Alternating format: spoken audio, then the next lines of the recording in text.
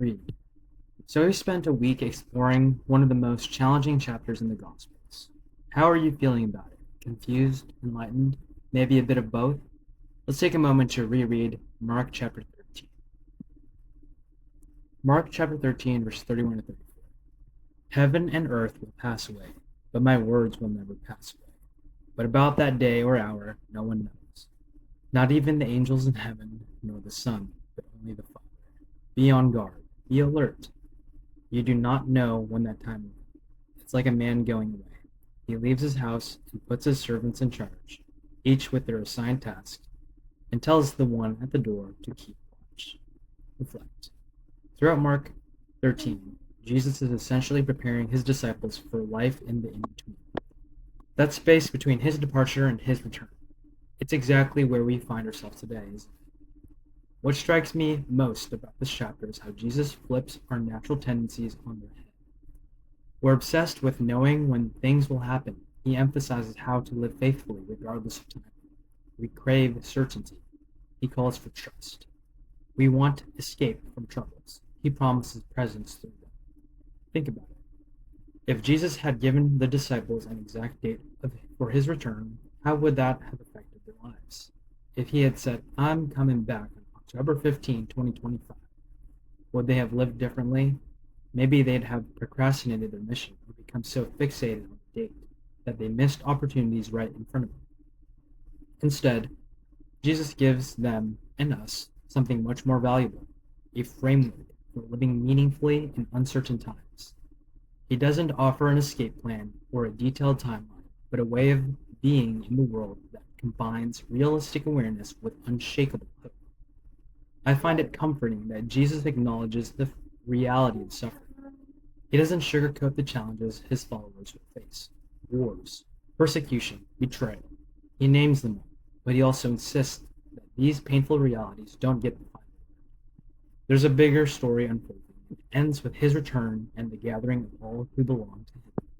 So, what does faithful living look like in this in-between time? It's not about withdrawing from the world or becoming obsessed with prophetic charts.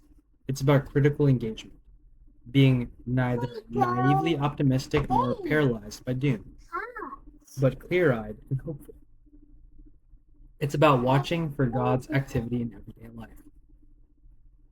It's about staying spiritually awake rather than being lulled into complacency. It's about remembering that while mountains crumble and empires fall, Jesus' words remain true and trustworthy. As we close this week's study, perhaps the most important question isn't, when is Jesus coming back? But how am I living while I wait?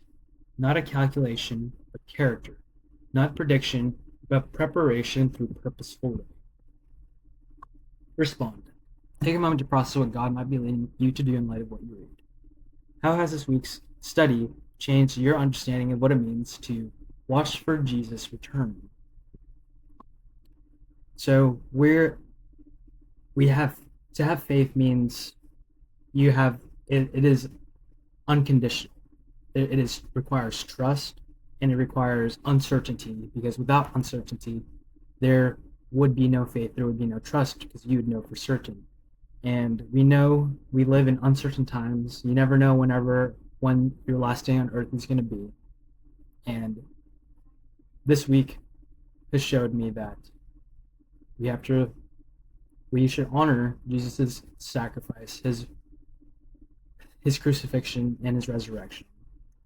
We shouldn't be sitting idly by waiting for his return. We should be watchful.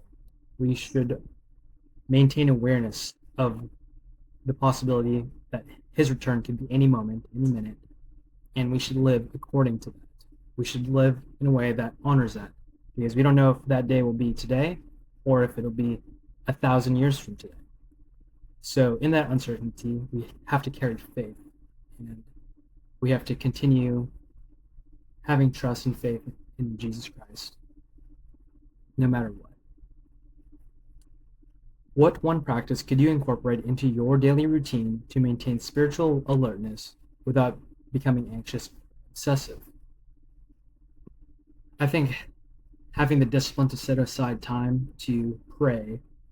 How I do it is I pray in the morning and I pray at night, And sometimes throughout the day, if there's like a certain, maybe I need some spiritual guidance in my life, but making an effort to set aside time is how one can add it to their daily routine without becoming anxious or obsessive. And if you find yourself getting anxious or obsessive, it's also okay to take a break, because the contrary is that maybe today is not the day.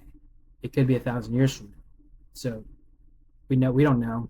We have to have faith and trust in God, and we'll see it when it happens. Rest. Take a moment to rest in God's presence and consider one thing you can take away from your time reading. Then close your devotional experience by praying. Jesus, thank you for honest words about both the challenges and hope that lie ahead. Help me to live in this in-between time with eyes wide open, neither naive about suffering nor defeated by it. Shape my character to reflect your kingdom values as I wait. And when headlines trigger anxiety, remind me that you've overcome the world and that your words outlast everything else. Lord, please watch over my family today. Please bless us. Help us to bear your image well. We ask this all in your Son, Jesus Christ's name. Amen.